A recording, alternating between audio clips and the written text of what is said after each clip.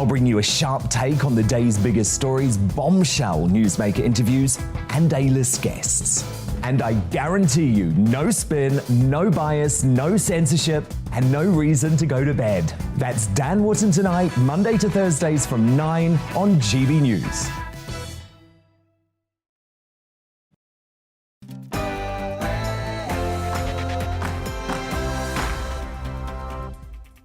Batten down the hatches. We're facing the biggest storm to hit Britain for 30 years. You're watching The Briefing with me, Tom Harwood, and over the next hour, we'll cover this wild weather, the crisis in Ukraine, spiralling inflation, and whether the Winter Olympics has been a propaganda triumph for China. All that and so much more, but first, here are the latest headlines.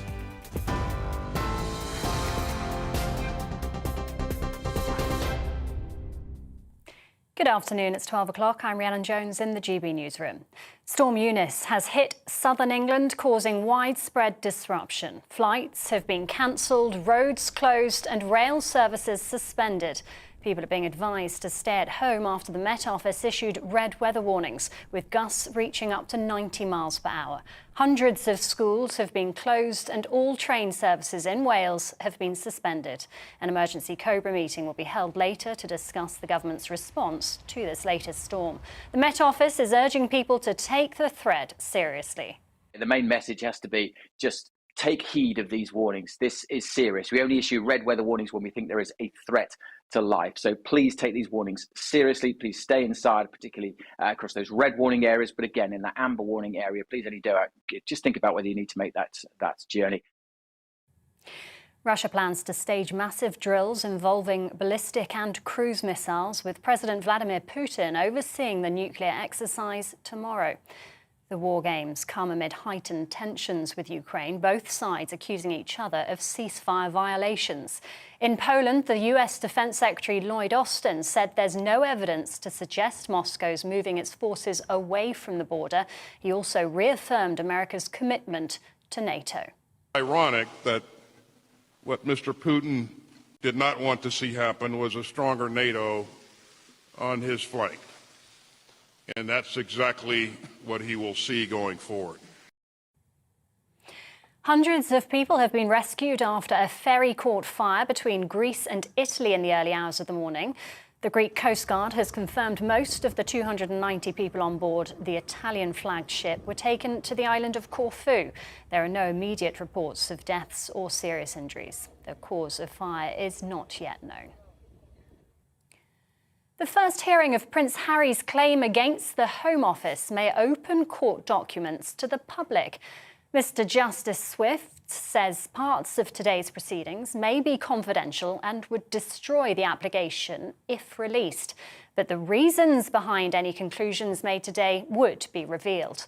The Duke of Sussex is arguing his private security in the US doesn't have adequate jurisdiction abroad or access to UK intelligence needed to keep his family safe. Wales has scrapped the use of COVID passes. A person's vaccination status was required for entry to indoor and outdoor venues, including sports grounds and nightclubs. Although the rules have been changed, venues have been told they can still demand proof of jabs if they want to. NHS leaders in England are warning free COVID tests and self-isolation must remain in place for the public. A survey of senior staff found 79% disagree with plans to scrap free PCR and lateral flow tests. More than three-quarters also want to keep the legal requirements to self-isolate following a positive result. The Prime Minister is expected to announce a Living with COVID plan on Monday. Former Medical Director Andrew Vallance-Owen says testing is vital. Evidence is still there. There are a lot of hospital admissions still for people who find that they are positive. They should stay in quarantine for a few days, especially if they're going to be going into places where there are lots of people, particularly where there are lots of vulnerable people. I think it's premature to cut it all off now. One step at a time is what I would advise, and stick to the science. And the International Olympic Committee has launched a scathing attack on the team behind the 15-year-old figure skater at the centre of a drugs probe. IOC President Thomas Bach says he's disturbed by the chilling attitude of Kamila Valieva's coaches. The Russian teenager fell twice in the women's free skate final at the Beijing Winter Olympics and slumped from first place to fourth. There was no hug for Valieva as she left the ice in tears. Instead, she was asked by her coach why she'd stopped fighting. Former director of anti-doping at UK Sport, Michelle Roken, told GB News more should be done to protect young athletes. We now have a category called protected persons as of 1st of January last year. And yet I wonder if the procedures themselves have actually accommodated the fact that these are children taking part in sport, and we are subjecting them to the same rules, the same procedures as we do adult athletes. So yes, the expectation has been extremely high on a very young person. This is GB News. We'll bring you more as it happens, including the latest on Storm Eunice. Now it's back to the briefing with Tom Harwood.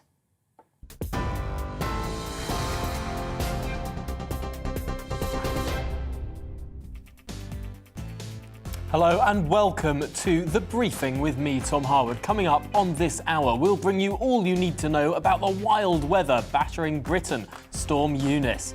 Red weather warnings have been extended. It's the worst storm in 30 years.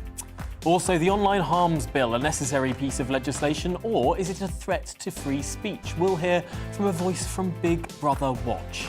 And the Chinese Winter Olympics, has it been a flop?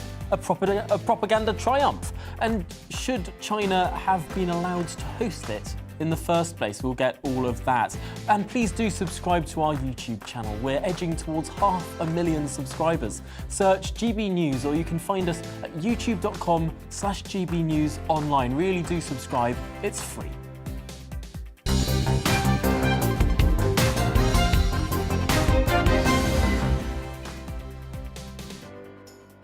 Now, the Met Office has issued a rare red weather alert for the east of England, including London, urging people to stay home, warning of a significant danger to life. The whole country will be affected as Storm Eunice makes landfall. Meanwhile, the southwest of England and Wales is being battered. Let's talk to Paul Hawkins, who is live for us in Bristol. Hello, Paul. Gosh, it's looking incredibly windy where you are. What's the latest?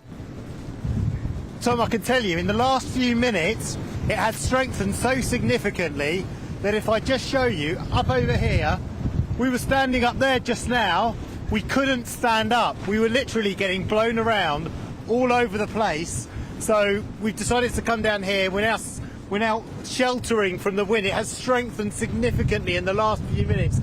Must be gusts approaching 100 miles an hour, although, of course, I can't verify that. But I can tell you, at the moment, the two bridges behind us, the Severn Bridge and the Prince of Wales Bridge, they remain closed to traffic. So at the moment, the conditions here extremely windy. The flooding on the beach has receded, but further upstream towards Gloucester, we have heard the residents have been told by the police to leave their homes and not return. They are waiting for the storm surge to feed through, which may indeed flood homes further upstream. And we're seeing what's going on the west of the country there. I suppose this is exactly the same weather we can expect heading east throughout the day. Tell me, is there any rain? Are there any thunder, or is it just wind as things stand? At the moment, it's just extreme wind. But I can tell you that only a few minutes ago there was sideways sleet mixed with spray coming off the sea. So 1 minute the sun comes out and the next minute it's overcast and there's all sorts of weather. So I can tell you the wind is extremely cold. It's not just ferocious, it's very, very cold. So these are extreme weather conditions. There is a danger to life, and only idiotic reporters are going to be having this kind of weather. Well, we really do applaud you for standing and bearing that weather, Paul. Tell me, how long is this red weather warning lasting? Well, the one here in the southwest, it was from 7 till midday. I wouldn't be surprised if that gets extended for the east of England, for London and the southeast. It has been extended until further in the day. As you say, the storm is now sort of moving away from this part of the world and heading towards where you are, Tom, in London. And it has to be said, when it gets into those built-up areas, the danger there will be from flying debris. So in this part of the world, it's more about the flooding that's on its way upstream where the river narrows, but where you are and in built-up areas, there is a serious risk of life from flying debris. So really, everyone needs to take care. Absolutely. The message from the Met Office is to stay indoors in those, specifically those red weather warnings. When do you think this might be clear? We're hoping by late afternoon, but the Met Office is stressing that the extreme winds will have died down, but they are forecasting more windy weather, more unsettled weather for the rest of the weekend. So by no means are we out of the woods yet, but these kind of winds, and I have to say, I personally have never experienced in my lifetime, these kind of winds, they're going to be going on for another few hours yet, so people need to stay indoors. Got to say, there's some blue skies opening up behind you. Is that false hope? Have you seen much sort of reduction in the cloud before? I'm going to take your word for it. I'm not even going to try and turn around. I'm going to take your word for it. That's the kind of weather we're getting here. It's a mixture of blue skies and cloud. I'm going to be honest with you, Tom. Are there any more questions? Is there anything else you'd like me to answer? I've got to say, Paul, you've been absolutely heroic for us there. Thank you so much for putting yourself through all that. Please do get inside, get warm, stay safe. And thank you so much for bringing us that visceral vision of what it's like in the middle of that big storm. My gosh, I do not envy you, Paul. Thank you so much again for bringing that to us there. Now, we're going to keep up with that storm throughout the programme in different parts of the United Kingdom. Again, massive thanks to Paul Hawkins there for showing us really the torrid conditions. But there are torrid conditions elsewhere in the world, if not in weather, in the geopolitical climate. The crisis in Ukraine, and the US Secretary of State Antony Blinken is to meet the Russian Foreign Minister Sergei Lavrov next week, as the US Secretary of State warned that the crisis in Ukraine was a moment of peril for the lives and safety of millions of people. This comes as yesterday US President Joe Biden expressed his concern that invasion of Ukraine was likely to occur in the next several days. Meanwhile, Prime Minister Boris Johnson described an attack on a kindergarten in eastern Ukraine as a false flag operation designed to discredit the Ukrainians. Well, let's talk through all of this now with senior lecturer at the Royal Military Academy Sandhurst, Andrew Fox. Welcome to the programme, Andrew. We're seeing a lot of mixed signals right now. The Russians at the start of the week saying they were withdrawing, the West unable to verify that. Indeed, some reports that actually Russian forces are still building up to greater numbers on the borders of Ukraine. Who do we believe? Well, I think you can take it as read that you can't believe the Russians at this point. Their entire game plan is based around information warfare. So we're talking about propaganda in old school money. And really, we've got to rely on what our own security services and intelligence services are saying, because that's what we base all our plans on. And we know the other side is deliberately trying to mislead us. So I think, in terms of the stuff that our side is pushing out, I think that's probably the way forward, and we should listen to them. And of course, our Foreign Secretary was warning about this false flag operation, perhaps a pretext for invasion. We've seen this before, where one side will feign an attack and say, well, we need to retaliate or we need to defend as the pretext for going into that country. How likely would you say that we are to experience something like that? I mean, there's a series of, there's a pattern to the way the Russians do things, and there's a sort of an escalation pathway that they go down. So they start with understanding the dynamics on the ground. So they look at the areas in Ukraine that are weak, so the Donbass and Crimea. They apply economic pressure. They will try and corrupt civil society and stoke social divisions. And then they'll move up to military posturing and issuing diplomatic demands, and that's what we've seen so far. But I think the next step for the Russians in the way they normally do things will be sabotage of services. And we've seen cyber attacks in the last sort of 48 hours, false flag attacks, and activating agents within Ukraine to stoke up, social unrest. And it's only after they've sort of achieved all those things that they're likely to then attempt direct action. Now, I don't think they're going to try a full land invasion to occupy the entire country. In terms of the troop numbers they've got on the border, they just don't have enough people positioned to actually control the whole country. But what we can expect to see if things do escalate is continued artillery fire and attacks of that nature, potential raids, soldiers going over the border in unmarked uniforms as they did in 2014, so almost mercenaries. And then that could be a prelude to a full-scale raid using their armoured forces that are positioned on the border at the moment. And what's Mr. Putin trying to get out of this? Is he trying to annex further bits of Ukraine? Is he trying to annex the whole of the Donbass region? Or is he just trying to present himself as a global player, as someone who is one of the most important men in the world after Russia might have felt a bit sidelined with all the speak about China in the last few years? And I think it's both of those things, actually. I think Russia have had a very clear strategy over the last 20 years to try and make themselves have USSR levels of influence on the world stage. And they've done that quite successfully. You know, quite a lot of the things that Putin does end up on the front pages of the papers and make Russia look powerful. And so that's a big win for him. In terms of Ukraine, it's always been a weakness for Russia. I mean, if you look at the invasions Russians have suffered in its history, you know, through Napoleon or through Hitler's Germany, you can see that the Ukraine is a traditional weak point. You know, there's a big Urals mountain, and then there's a big flat plain in Ukraine that essentially points like a dagger at the heart of Moscow. And so they've always been particularly sensitive to Ukraine, and what they want is a Ukraine that is eastern facing rather than western facing. And so EU moves to draw Ukraine closer to the West, as well as, you know, the concerns that Russia has over NATO expansion. Putin would like to see those knocked on the head and have Ukraine as a Russian satellite state rather than a Western ally.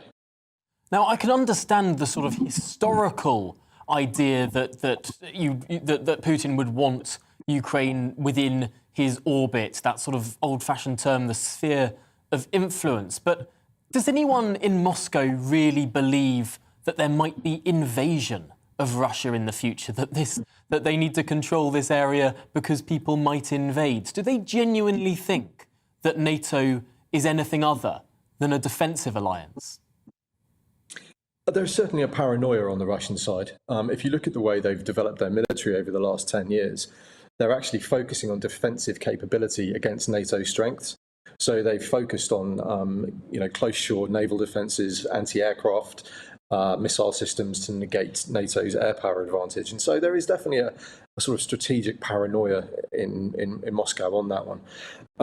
Do they actually think they're going to be invaded? No. But they do want that sphere of influence, as you say, to be expanded as much as possible. And NATO's presence in the Baltics and in Eastern Europe presents a threat to that. So they see it as a threat to Russian influence on the world stage, and that's very much something they want to propagate, and they're going to keep pushing for. And I suppose just finally in this conversation, is Mr. Putin winning? He doesn't necessarily have to take over any more of Ukraine in order to win, but just keeping Ukraine out of NATO could be a big diplomatic win there. Has the West been playing his game by sending all of these foreign secretaries, defence secretaries, prime ministers and presidents and chancellors to Moscow to sort of cower before him and say, what can we do to stop this? Is Mr. Putin winning? I mean, it's very hard to say how you express a win or a loss on the diplomatic stage. I do think he's played a very clever hand so far. He's seen where the weaknesses lie in Ukrainian society, and he's exploited those. He's seen where the weaknesses are within the Western alliance. So he's used the gas supply to Germany to leverage cracks within NATO. And you can see the Germans not allowing flights over their airspace to resupply the Ukrainians. So he has certainly had success in terms of achieving his strategic goals. And I think that counts as a win. Where he turns it into a loss is if he oversteps. I think if he goes for a full-scale invasion of Ukraine, he's very likely to face sanctions. There'll be Russian casualties, and in a worst-case scenario, he'll be bogged down in urban warfare and counterinsurgency, which is the one thing he really doesn't want.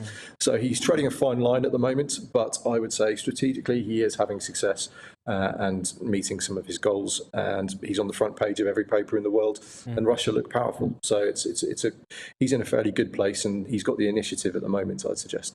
A concerning situation indeed. Well, Andrew Fox, Senior Lecturer at the Royal Military Academy, Sandhurst, thank you for joining us this afternoon on The Briefing. Thank you. Really interesting discussion. Now, coming up after the break, from the slightly embarrassing warmth of my studio, I'll be talking to this lot, our intrepid GB News reporters who are out and about around the country to report on Storm Eunice, the worst storm to hit Britain in 30 years. That we can see them for everyone watching on TV, looking properly battered by the wind. We'll be having an in-depth discussion on this storm coming up after this weather. Hello, I'm Aidan McGivern. Storm Eunice is battering the UK with red warnings in force for dangerous winds in some parts of the country. Eunice has deepened rapidly overnight, and it's on the southern flank of this storm where the strongest winds are expected, and those strong winds with disruption likely in many places, sweeping east across the southern half of the UK during the rest of Friday. Scotland, Northern England, Northern Ireland likely to see impacts from wind and from snow, mainly over hills. For the southern half of the country, amber warning for widespread disruption and dangerous winds, but the most dangerous winds in the red areas towards the southwest as well as the southeast, where the focus will increasingly turn during the afternoon as the strongest of the winds push east across the country. 70 to 80 mile per hour wind gusts for southeast England, even inland. That would make it the most powerful storm for some years, and widespread disruption along with some danger from those winds. But further north, the wind's not quite as strong. However, we are going to see further outbreaks of rain and hill snow, particularly for Scotland, where there'll be blizzards over hills and drifting of any lying snow. 3 or 4 Celsius across Scotland, Northern Ireland, Northern England, 8 or 9 Celsius in the south. But it stays very windy despite the sunshine during the rest of the day. It stays very windy well into the evening, and then the winds gradually come down overnight with clear spells in the south, 1 or 2 showers in the west and the north, but further hill snow to come for Scotland and Northern England. 0 to 2 Celsius in the north, 3 Celsius for Cardiff, London, Southampton as we start off Saturday. Some sunshine, mainly in the east first thing before the next system barrels in from the west. This will affect primarily the southern half of the UK with outbreaks of rain and hill snow for North Wales and Northern England, as well as the North Midlands, and accompanied by strong winds, gales around the south coast, but not as strong as today. Quieter further north with some sunshine and showers. Sunday sees wet and windy weather return from the northwest. Join me, Arlene Foster, for the briefing on GB News. Every Friday at 3 p.m, I'll give you all the latest political news and analysis, and we'll have robust live debate. To make sure that you're caught up on all of the biggest issues of the day, we'll bring on experts in their field. I'll ask the questions that you'd like to ask. We're not afraid to tackle discussions from all perspectives, including yours. Don't forget, The Briefing with me, Arlene Foster, every Friday at 3 p.m. on GB News.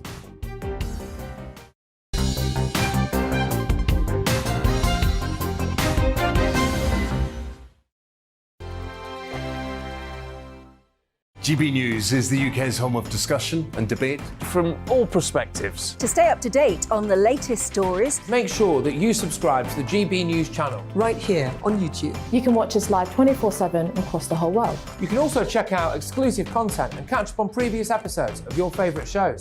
Every day, we ask the questions that you'd ask, so why not add your voice to the conversation in the comments section? Don't forget to subscribe. We are GB News, Britain's news channel. Every night at 11 on GB News, we bring you the next day's stories the day before. Basically like time travel. If it's a big story, we'll cover it, guaranteed. But we'll also have some fun along the way. Big opinions, big laughs. Sometimes big hair. This is Headliners, the paper review show that won't send you to sleep like the others will. 11 p.m, 7 nights a week. Join us.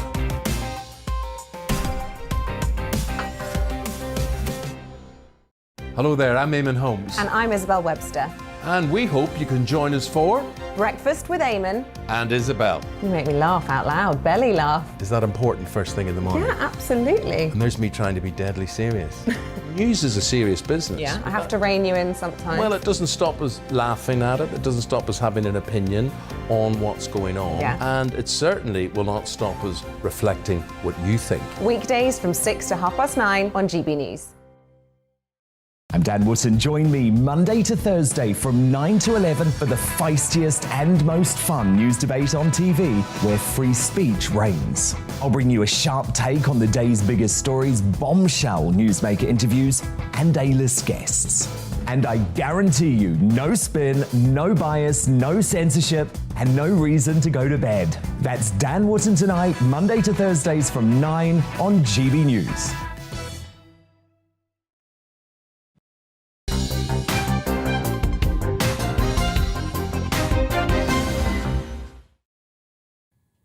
Welcome back to the briefing. Now, Storm Eunice is causing havoc across the country.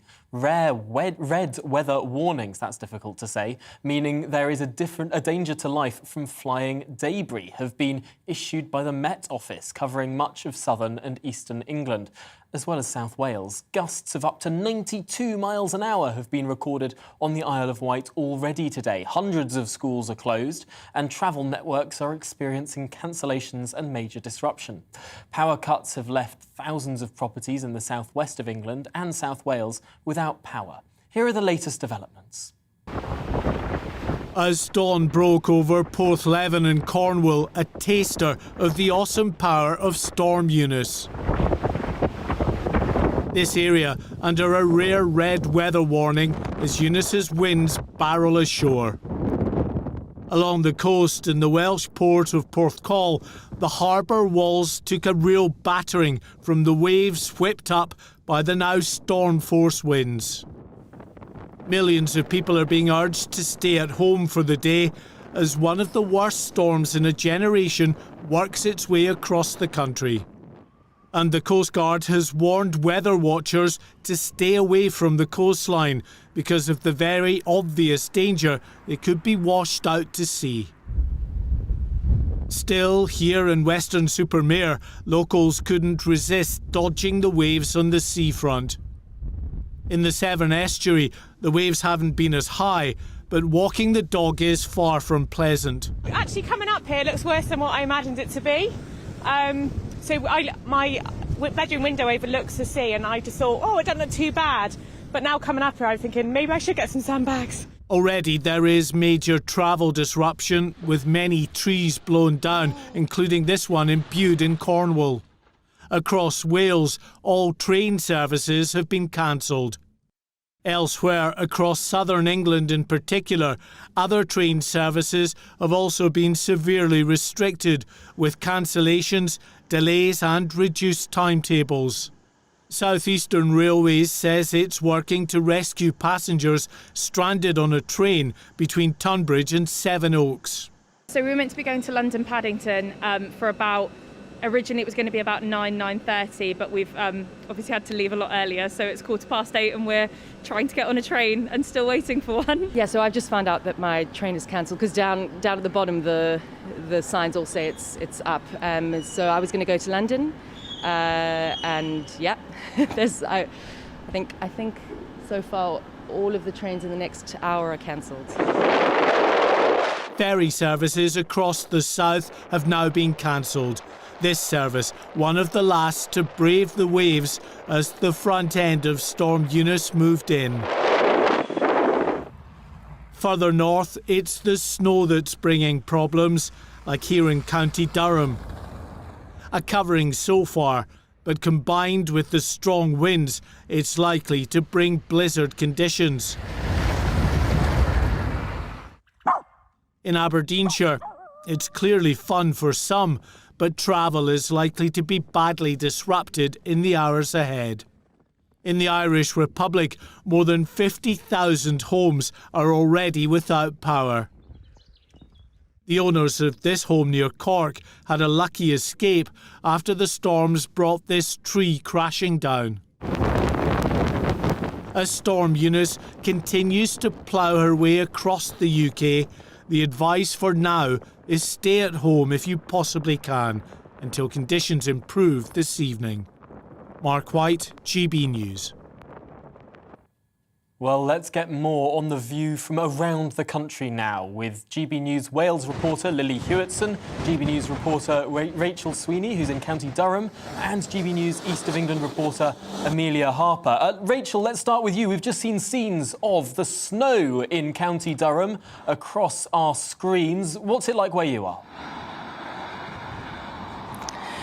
Well, Tom, it might look really pretty and festive like a Christmas card, but it is very cold, and we now have 700 people in the northeast of England without power. That number is creeping up and up. This morning we heard 200 people were without power, and they're coming back in the hundreds.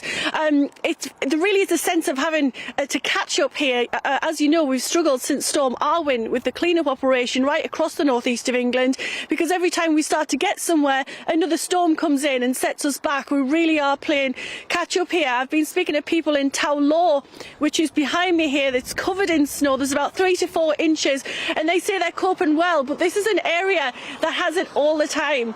Elsewhere in the region, people are finding it more difficult. They're struggling with the storms. It's not something that they're used to.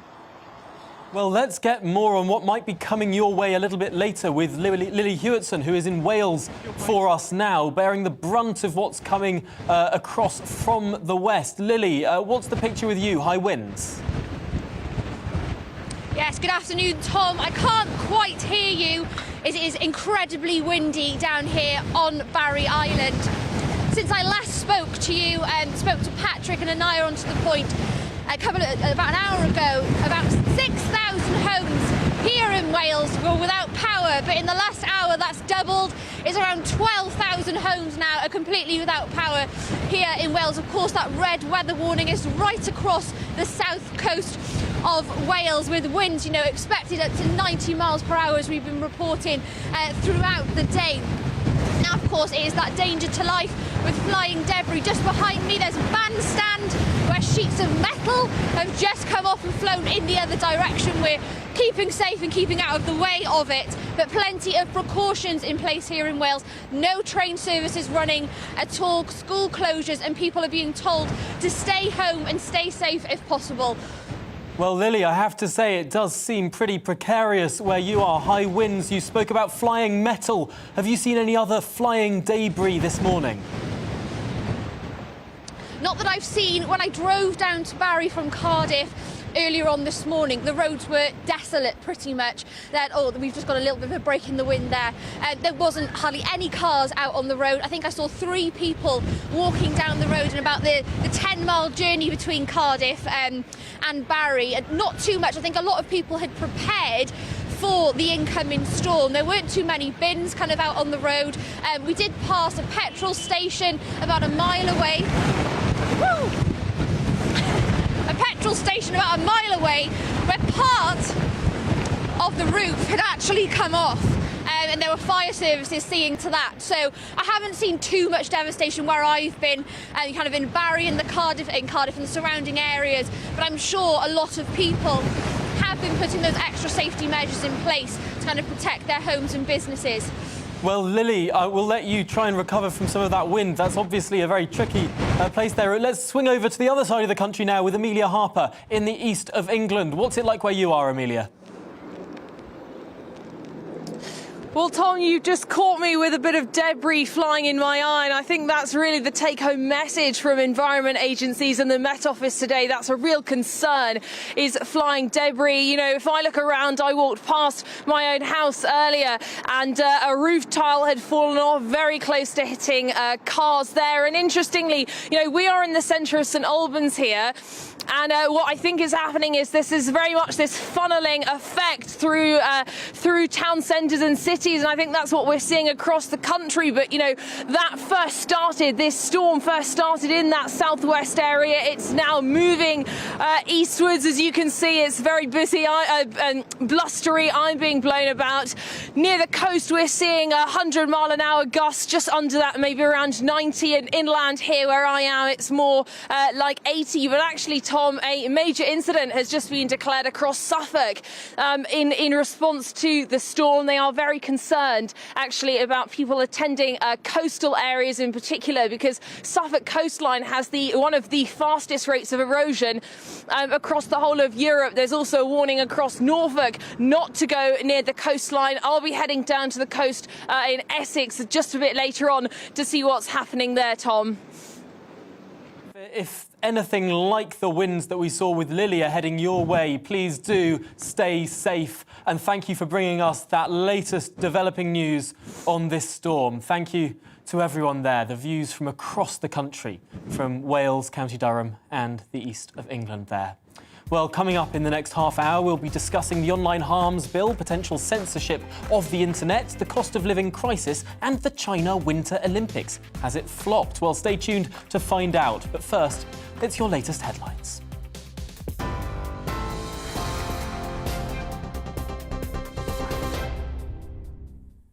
It's 12:34. I'm Rhiannon Jones in the GB newsroom. A major incident has been declared in Suffolk as Storm Eunice hits southern England, causing widespread disruption. Flights have been cancelled, roads closed and rail services suspended. People are being advised to stay at home after the Met Office issued rare red weather warnings with gusts reaching up to 90 miles per hour. Hundreds of schools have also been closed. Meanwhile, at Heathrow Airport, there have been some difficult landings as pilots negotiate the stormy conditions. Planes can be seen bouncing on the runways, with gusts of wind testing the skills of those handling the planes. Some pilots have even been forced to abandon their descent. Russia plans to stage massive drills involving ballistic and cruise missiles, with President Vladimir Putin overseeing the nuclear exercise tomorrow. The war games come amid heightened tensions with Ukraine, both sides accusing each other of ceasefire violations. Hundreds of people have been rescued after a ferry caught fire between Greece and Italy in the early hours of the morning. The Greek Coast Guard confirmed most of the 290 passengers were taken to the island of Corfu. No deaths or serious injuries have been reported as yet. The cause of the fire is not yet known. Wales has scrapped the use of COVID passes. A person's vaccination status was required for entry to indoor and outdoor venues, including sports grounds and nightclubs. Although the rules have been changed, venues have been told they can still demand proof of jabs if they want to. TV, online and DAB Plus radio, this is GB News. We'll have a full update for you at the top of the hour, including the latest on Storm Eunice. It's back to the briefing with Tom Harwood in just a moment.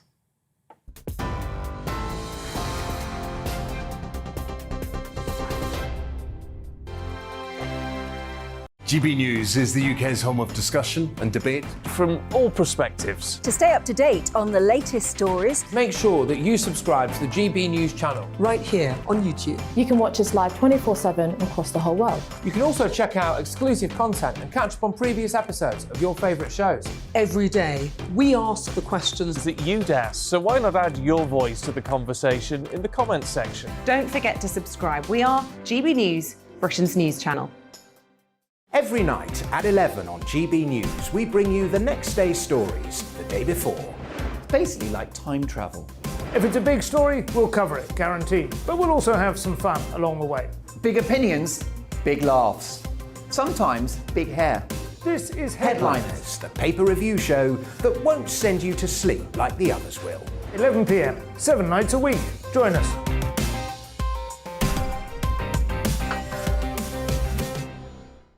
Hello there, I'm Eamon Holmes. And I'm Isabel Webster.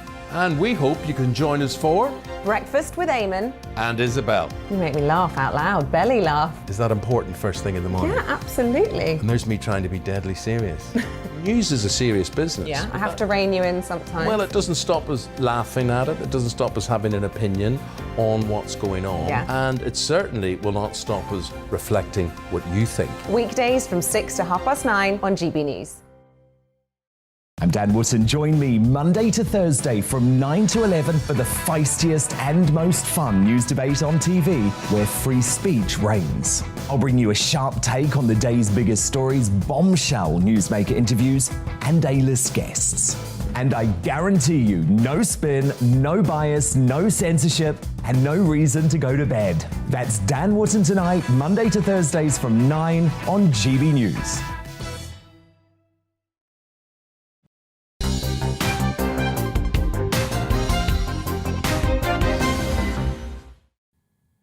Welcome back to the briefing here on GB News. Now, the online harms bill is arguably one of the most controversial and consequential bills to be put to Parliament in years. One aspect of the bill which is stirring up the most controversy is regulation to effectively police material online that is lawful but could be considered harmful. According to the explanatory notes to the bill, harmful content could range from online bullying to abuse to advocacy of self-harm or even spreading disinformation and misinformation, however that's defined. In addition, the designated categories of higher risk content, as mentioned, the bill contains a legislative test as part of the definition of harmful content. A regulated service provider would need to comply with the duties set out above in relation to all content. Well, what on earth does this mean for you and me? Joining now to discuss this is the Legal and Policy Officer at Big Brother Watch, Mark Johnson. Welcome to the programme, Mark. First of all, can we get to the bottom of what on earth legal but harmful is all about? Why the government thinks it has its business in trying to regulate what it thinks should be legal? Well, as you say, this is a new government-mandated obligation on social media companies to deal with speech that's deemed to be harmful. What this really is a free speech clampdown. It's going to cause censorship on social media like we've never really seen before. And over the last few years, we've seen tech companies moving in this kind of direction under the weight of political pressure. During the COVID period, we've seen academics and journalists removed from platforms for going against the consensus on public health policies. We've even seen the suppression of a theory of origin when it came to COVID. And what this bill is going to do is it's going to make all of this state-backed. And that's why this bill is a censors charter.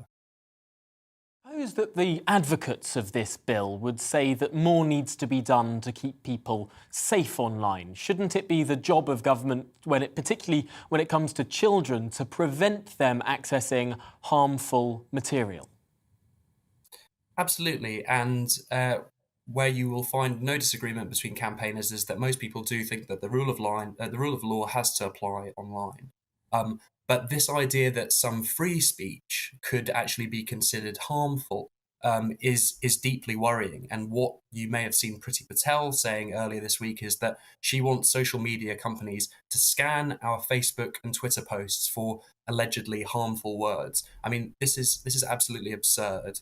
The definition of what constitutes harm in this case is speech effectively that could risk an adult suffering a severe psychological impact. Now, what a psychological impact could be in practice, who knows? It could be a bad joke, it could be the documentation of violence or crime. The idea that platforms are going to have to scan for this kind of stuff and censor it is pretty worrying. Yes, let's talk about what that means in practice. Because if a big tech company has to scan everything you do, I suppose a lot will not slip through the net, will be caught in the net that would be perfectly fine. Are we entering an era of waiting to see our tweets or Facebook posts or Instagram posts? Will we need to wait for approval, or will just plenty of things not be published, or I suppose, will some services come down offline in this country? Well, that's the worry. That's the real worry. I mean, what will happen will be that there will be a collateral impact on freedom of expression. To give you one example, at Big Brother Watch, we actually had a video that we took of a speech. It was David Davis, the Conservative politician, speaking at an event that we had on vaccine passports. A public health policy, yes, but also a policy that has a wide implication for society. And YouTube took our video down. I don't know whether it was a trigger, something to do with the vaccination element, but they took our video down. They censored our video. And this was a debate held by a rights group. It was a speech by a prominent politician, and we had it taken down. But no one is safe. Like I said, academics have had their posts taken down, talking about the origins of coronavirus. And we've even had national radio stations like Talk Radio have their whole channels taken down from YouTube as well. So there will be serious collateral damage if we head in this direction. There's one thing that the government can do. They can focus on upholding the rule of law online, and they can move away from this conception of harmful speech and legal but harmful. And just in our final 10 seconds here, where can people find more about this if they want to get involved? Well, we actually have a petition calling for the removal of legal but harmful. It's barely even 10 weeks old, but it has over 30,000 signatures, and it calls for the government to protect free speech online and drop this policy. Well, there you go. If you're interested by that issue, do have a look at the Big Brother Watch petition. I'm sure you can find that readily on their social media. Mark Johnson of Big Brother Watch, thank you very much for joining us here on The Briefing this afternoon. Very important subject. I have to say, with the name Online Harms Bill, it can sometimes sound a bit boring, but this stuff is very important. Well, moving on now, Britain's hard-pressed households have been warned to expect a fresh squeeze on their living standards in the coming months after annual inflation, that rate climbed for a 13th month to its highest point in almost 30 years. A generation. With energy bills soaring and a fuel price crisis at the pumps, what does this mean for the average British consumer? Well, let's discuss this all now with Professor of Applied Economics Patrick Minford. Welcome to the programme, Patrick. I suppose, first of all, let's get back to how this inflation came about. There are different theories of inflation. Is this demand pull? Is this cost push? But I suppose we can't discount the notion that governments have been printing an awful lot of money over the last 2 years. Well, yes, that's true. This is really a big mixture. It's between the fact that the supply chains of commodities have been disrupted by the COVID crisis, and there's been a huge surge in demand as the economy has recovered from COVID and things have been opened up. So when you've had commodities disrupted, first of all, by the fall off in demand, which meant that less capacity was put in place, and then the rise, suddenly taking these whole commodity supply chains by surprise, that's caused a huge surge in costs. So that's been one big element. And the other big element has been as you say, the printing of money during the period of lockdown.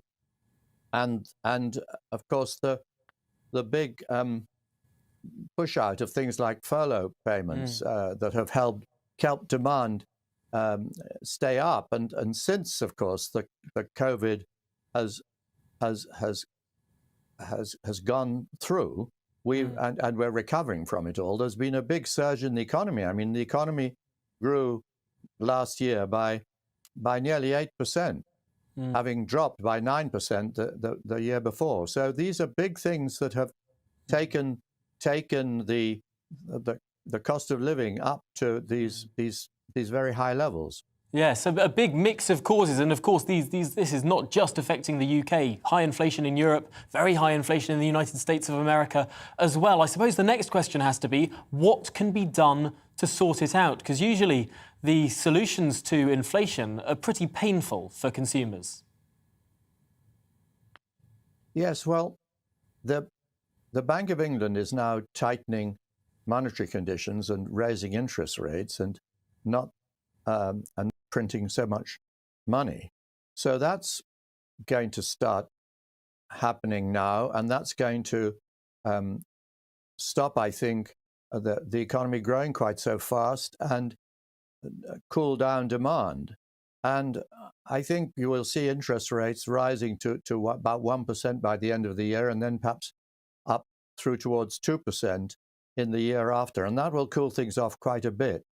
And the other point that people need to remember is that these commodity prices have gone up sharply for the reasons we just discussed, and they will come back down again because new capacity will come on, and as demand cools, the demand for these commodities will fall. So there will be a back kick on the commodity price rises, which will cool inflation down naturally.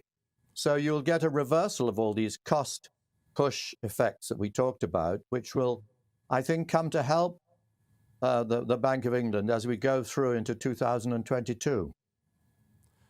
Well, that's potentially some good news there. At least some of the causes of this inflation cooling off, although I suppose loose monetary policy, if that continues, that's a problem there. And, of course, interest rates rising. Well, Patrick Minford, a Professor of Applied Economics, thank you so much for talking us through those issues and what might well happen in the future as well. Thank you for joining us.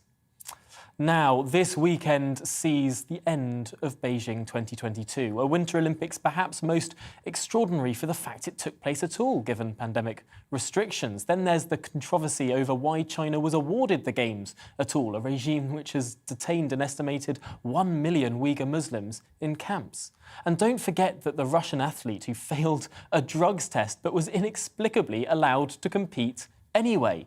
I'll remember it for this screen grab from the coverage, showing a beautiful shot of that ski jump, which became a meme online when it was juxtaposed with this, a wider shot, if we can see that wider shot there, showing the ski jump in its true context. Never was there a better metaphor for the face of the Chinese regime that they show to the world and its broader, truer nation. So, what have the Games done for Chinese soft power and influence, for brand China? Joining me now is Luke de Pulford, a campaigner against human rights abuses and genocide within China. Welcome to the programme. Thanks for having me, Tom. China was really trying to project a softer image to the world stage with this, trying to replicate the success, the relative success of Beijing 2008. Have they succeeded? That's exactly right, Tom, and it's particularly interesting because viewers may remember 2008. They will remember the thousands of drums beating in impressive synchronicity. These really well-run games, the Ai Weiwei Stadium. What they won't remember was that there was a big noise beforehand by human rights campaigners about things that were being done in Tibet. This was back in 2008. Fast forward, 2022, where are we? We have a suspected genocide in the Uyghur region. We have Hong Kong, a treaty that was supposed to govern Hong Kong with the UK having been torpedoed, aggression towards Taiwan, economic coercion towards Australia, Lithuania and others. And all of this piling up to make this strange environment where there's this Olympic event going on and everybody is supposed to sort of carry on as normal, as they did back in 2008, as they did when they looked at the wonderful scenes which achieved this sports washing. Xi Jinping has not had a sports-washing Olympics this time. He's had an Olympic flop, he's had a genocide games, and he's tried pretty hard to avoid that, but he's not been able to avoid that. He was struck by a diplomatic boycott as well. To what extent has the West sort of started to wake up to these facts? Well, I think there's been some movement. Look, let's be honest about it. Nations did not want to diplomatically boycott the Beijing Games. They had to be bounced into it, and that includes our own government. And a huge credit here to Ian Duncan-Smith, who did bounce the government into that position. Some other governments were a little bit more forceful in saying, look, these human rights abuses mean that we cannot go and implicitly endorse what's going on in China. We can't lend our credibility, our implied credibility, to this sport-washing endeavour. And there's been some movement there, but where it hasn't tided over and where it needs to is around trade. So even now, the rhetoric which is coming out of Downing Street and elsewhere is we can embrace the trade opportunity offered to us by China at the same time as speaking up for our values, when in fact, from my point of view and many others, and certainly the diasporic communities viciously persecuted by China, those two things are mutually exclusive. You cannot continue to trade, increase trade with a nation which is perpetrating genocide. So what more can the United Kingdom do? I suppose we could try and seal ourselves off in terms of trade with China, although I wonder, there's a contradiction there, isn't there? If you're speaking in favour of open markets and against the Chinese Communist Party, is it not sort of playing their game to close off our markets? So I think we have to understand that the opening of our markets to China has enabled this behaviour. It's enabled them to grow their economy so rapidly and to develop their influence around the world through things like the Belt and Road Initiative that they now have a huge foothold in many countries of strategic importance to us, but also in our own economy, in our own institutions. So what we've got to do is take a step back and say, all right, we can't block off trade entirely with China. Nobody is suggesting that realistically.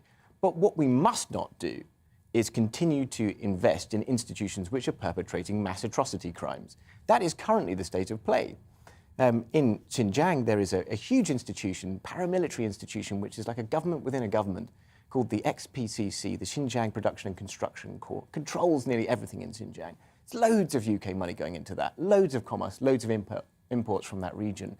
We need to start, very least, by saying, we're not going to do that anymore. We don't want to expose UK consumers to complicity in that genocide. And yet we look at China and its power around the world, its growing influence within institutions of the United Nations, its ability to actually host events like the Olympics this year.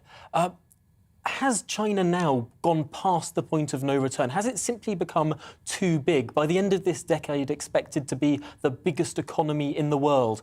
Are we prepared for an era of a new hegemon?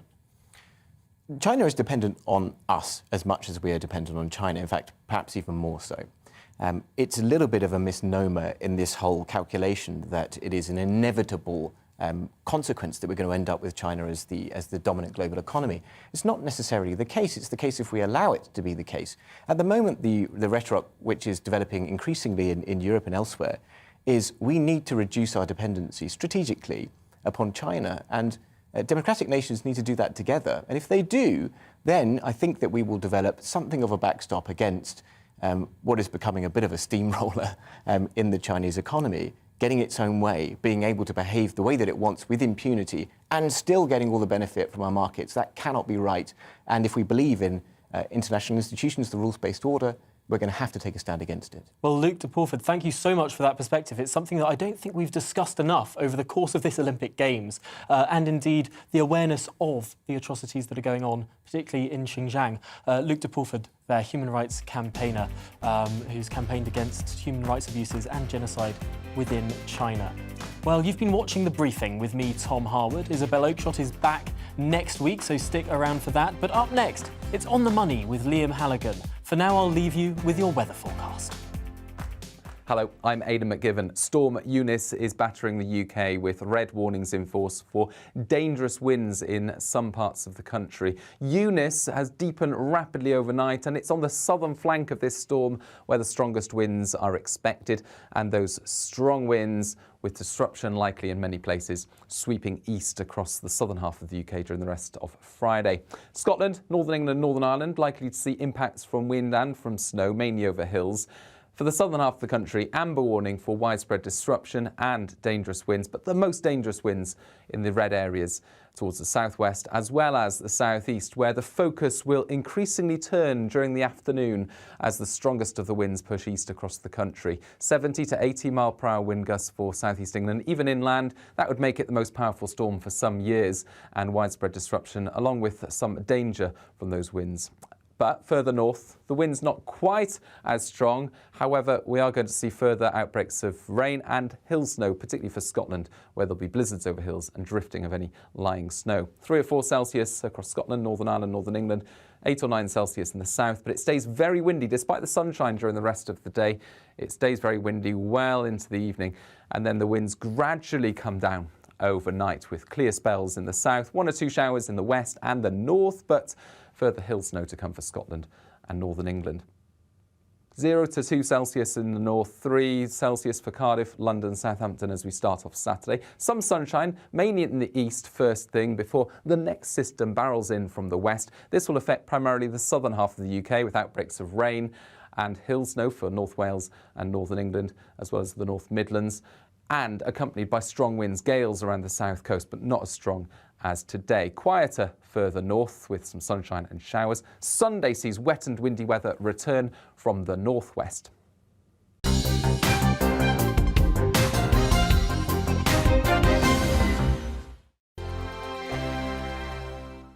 GB News is the UK's home of discussion and debate from all perspectives. To stay up to date on the latest stories, make sure that you subscribe to the GB News channel right here on YouTube. You can watch us live 24/7 across the whole world. You can also check out exclusive content and catch up on previous episodes of your favourite shows. Every day, we ask the questions that you'd ask, so why not add your voice to the conversation in the comments section? Don't forget to subscribe. We are GB News, Britain's news channel.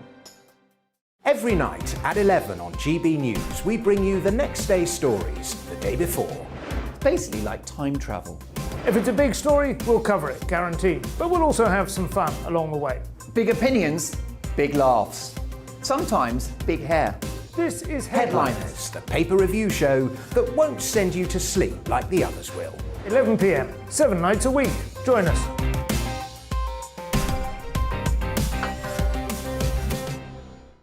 Hello there, I'm Eamon Holmes. And I'm Isabel Webster. And we hope you can join us for Breakfast with Eamon and Isabel. You make me laugh out loud, belly laugh. Is that important first thing in the morning? Yeah, absolutely. And there's me trying to be deadly serious. News is a serious business. Yeah, I have to rein you in sometimes. Well, it doesn't stop us laughing at it. It doesn't stop us having